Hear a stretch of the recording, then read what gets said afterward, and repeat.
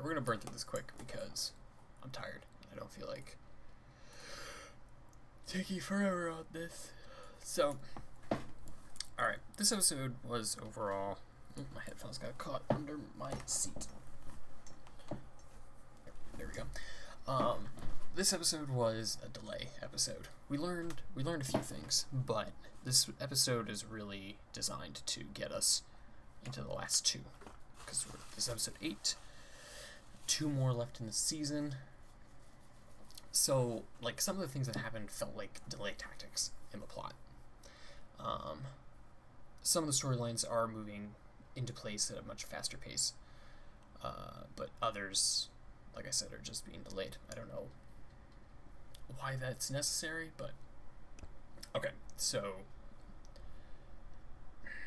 There's still some question as to whether Bernard is modeled after Arnold. I kind of hope that he isn't, at least physically. I hope that maybe in spirit he is. Because I feel, I mean, part of me is like, well, if he is modeled after Arnold, then that's some shit, like, that's some shit right there. Like, you know, some way to exert control over, you know, the memory of your dead friend. I still wouldn't be surprised if in the end Arnold did not kill himself, and that Ford is most certainly responsible for his death. You're probably gonna hear the fan in the back, and that's just necessary. So, sorry.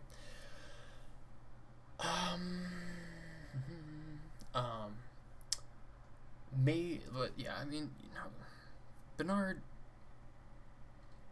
you know, it's interesting because he asks Ford about consciousness and what's the difference between your pain and my pain and stuff. Ford's speech about that was interesting, you know, that there is no difference, that there is no threshold between the hosts and humans and stuff. It just is, you know, consciousness, the soul, ideas that we all made up just to make humans, like I said, you know, feel important. But so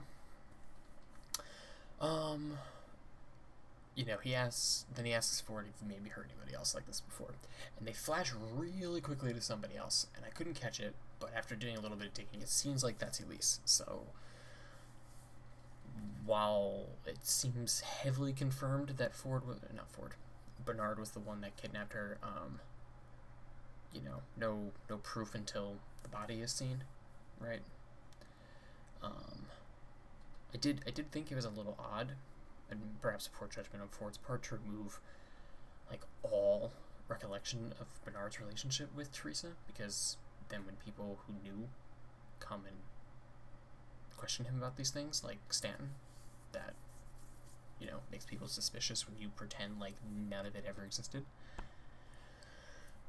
But, you know, who am I to judge? We'll see how that pans out.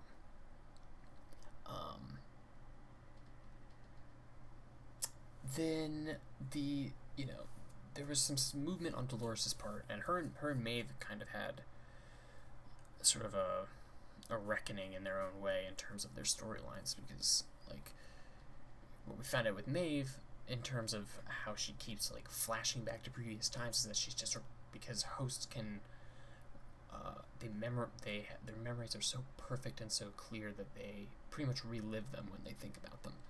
And so that's pretty much what Dolores is doing. She's flashing back to memories that she shouldn't be able to access and reliving them so vividly that she thinks that, you know, she can't tell what's present and what's not anymore, what's past. And there, you know, doing some reading after the episode, a lot of people seem to think that this confirmed the multiple timelines thing, and maybe. I don't think that any of the active storylines are in different timelines. I think occasionally Dolores dips into past timelines. You know, one of the big theories is that Will is the Man in Black and stuff. I still don't think that's true. I also, because, you know, it feels too easy. Like, yeah, of course he is. Like, we see him doing these, like, slightly darker and darker things. I would rather that he be that character on his own without us having to loop back into this already, like, super evil guy that we've already seen. Especially since that's something that people have been beating the drum on since the beginning of the show, almost. to sort of fall into that trap feels like an unfortunate way to take the storyline. I hope you guys can hear me, by the way. I'm trying not to whisper, but it is like 12:30 in the morning when I'm recording this, so okay. So yeah, and at the end of Dolores' storyline, they wind up at the buried church with the black cross on it and stuff that we saw in her flashbacks, and that we saw Ford is building his new narrative around. Because like somewhere in the mid-season, maybe episode 3, we saw Ford talking about his new narrative, and we saw the spire with the black cross on it, but everything was still buried then, so it's hard to say. You know, and then there's the Man in Black talking about the host that he saw that he thought was retired, and stuff. That's supposedly the host that Will saw when he first came to Westworld and stuff, so it's possible, and it feels more likely. I just don't think that's the answer I want it to be, so I'm trying to find reasons for it to not be that.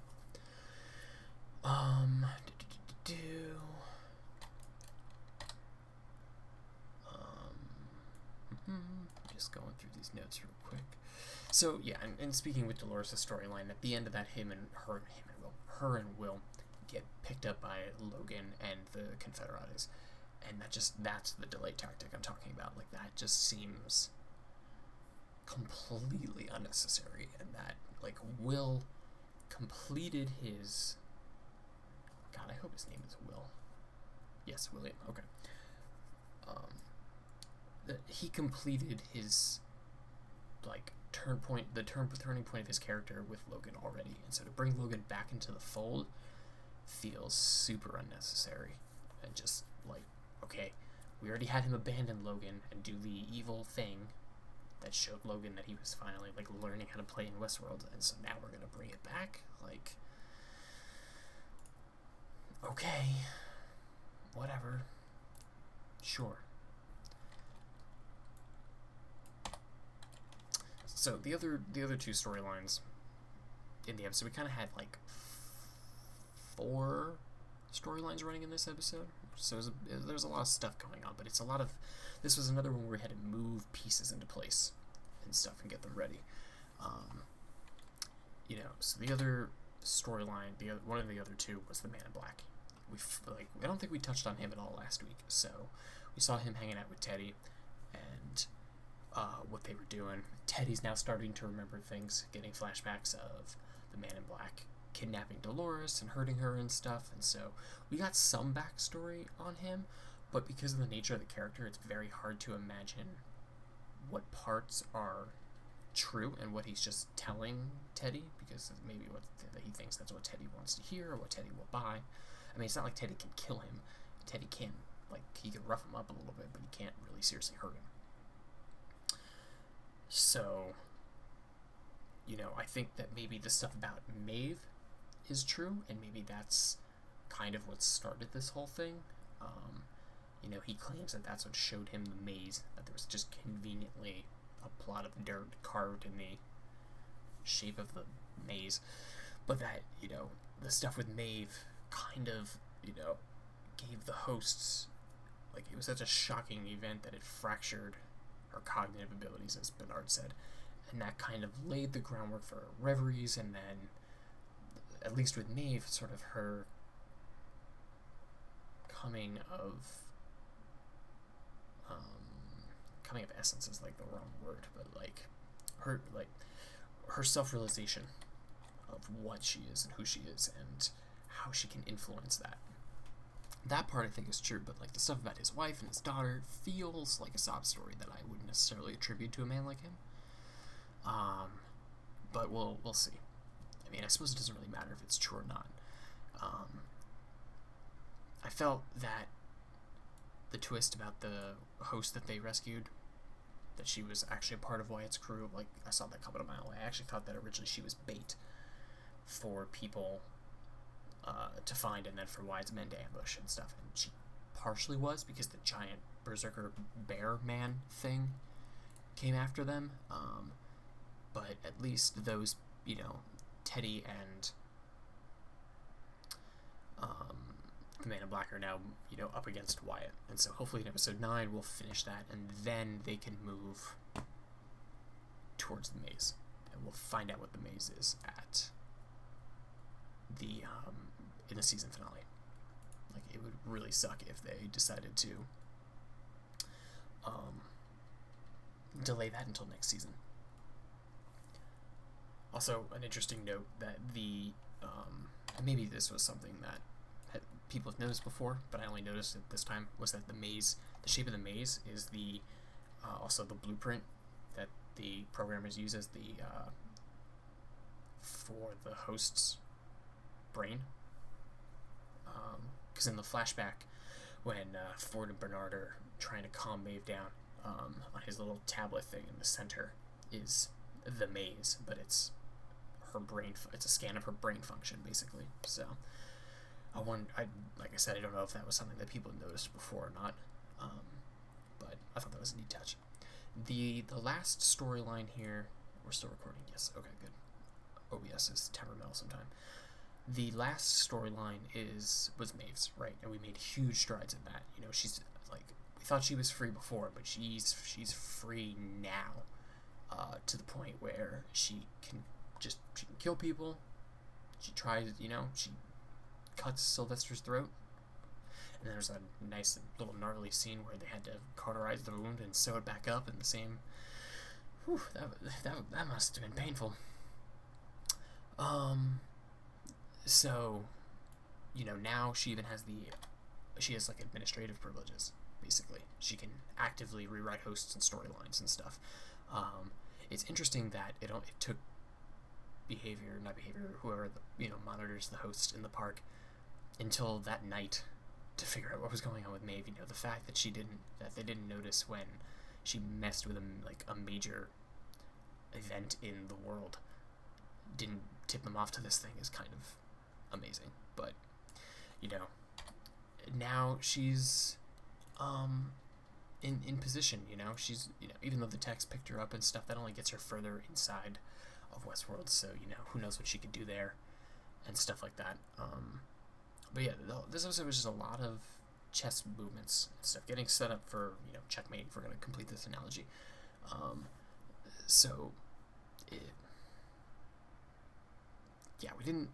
We just made headway. Whether we learned a lot or not is a question. Maybe some people think we did, some people think we didn't. I personally think that we learned very little, and that we're going to start learning things once we hit episode 9 and episode 10. Like, it wouldn't make a whole lot of sense after last week's episode to so quickly learn a whole lot of other revelations and stuff. So things got to slow down, pieces got to be moved in position, and we're going to set up for a much larger finale. So yeah, I think that's where we're at. So, we've only got 2 episodes left. See where those take us and have some fun. Yes.